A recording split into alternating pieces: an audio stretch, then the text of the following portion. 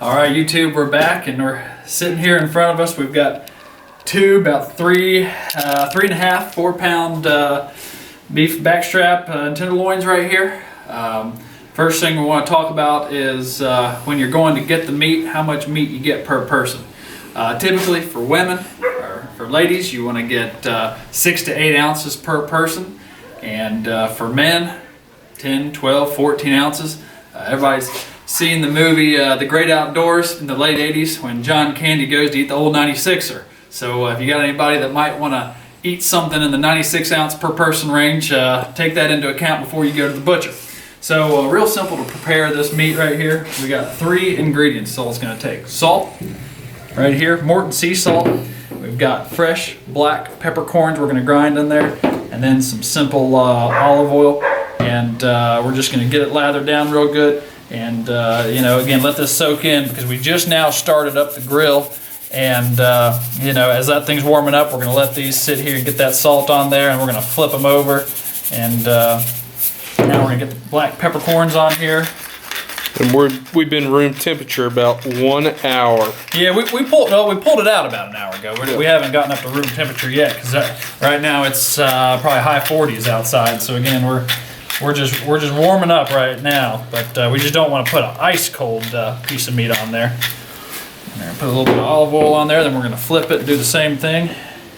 And otherwise, your meat's gonna be raw in the middle, and you're gonna have a crispy outside, and no one likes an under or overcooked steak. That's right.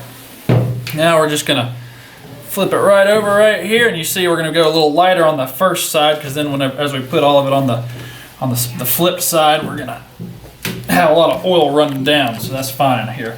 So now let's put a little bit of oil on here. Yeah, there we go, that's gonna be good right there. That's all gonna run down. Okay. Now, back to the salt. This is Morton sea salt right here, very tasty. And don't worry about feeling like you're putting too much on there because by the time this gets on the grill, you won't, it won't be overpowering. Now we put the pepper on there. And really, it's best if you can get it kind of a coarse grind. Uh-oh. And we got a visitor out here. Sorry, I forgot to tell y'all we do film in front of a live audience. So sometimes we do get folks that step in during our filming. So now we're going to let this rest for a few minutes. We're going to go over here to the grill. As you see, the grill is already fired up and smoking over here. And we got it going right now. We got the pre-starter going in here. Get the air blowing in here. Good. And we're going to let these coals get nice and hot before we go too much further. So another 15-20 minutes, we'll check back in with you. And we'll be talking to you soon. All right, YouTube, we're back. We're sitting at 700 degrees on the big green egg. We're about to put this tenderloin on right here. Again, about 3.5, 4 pounds each. We're gonna put them on there. We're gonna put them on for 45 minutes or so and check the temperature. We're aiming for a temperature of the low 130s. And again, once we pull it off, it's gonna climb up another 5 to 7 degrees. So we're gonna go ahead and pull the top off right there. Pull this lid back, cut that all the way down. We're gonna get the sear here. Again, we're going in hot and we're gonna cut the temperature down. So we're gonna put that around right there. Here's the next piece right here. Put that one kind of around like there. Let's get that closed. I'm gonna cut that back real good. We'll check in with you here shortly. We're going to sear it on both sides. We're going to cool it down by cutting the airflow. And we'll just watch as it slowly creeps back down. We'll give it a couple more minutes on this side right here. And then we're going to just kind of roll it over on the other side. Whenever that happens, that'll bring us down to about 300 degrees or so. And that's what we're going to aim for. 275, 300, maybe 325. And we'll just let it kind of go. And 45 minutes from now, we'll check that internal temperature. Again, aiming for the low 130s. And we'll check in with you when we get to that point, 45 minutes from now.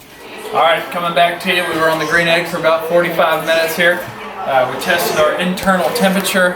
We came out to be low 130s in the middle. Big pieces were high 120s, low 130s. So we brought it in here. We're gonna tint it with a little bit of aluminum foil. So we're gonna put that back on there. We'll let it rest for 15 minutes or so. Again, we ran it at about 650, 700 degrees to get a sear on both sides for 5 minutes, 10 minutes.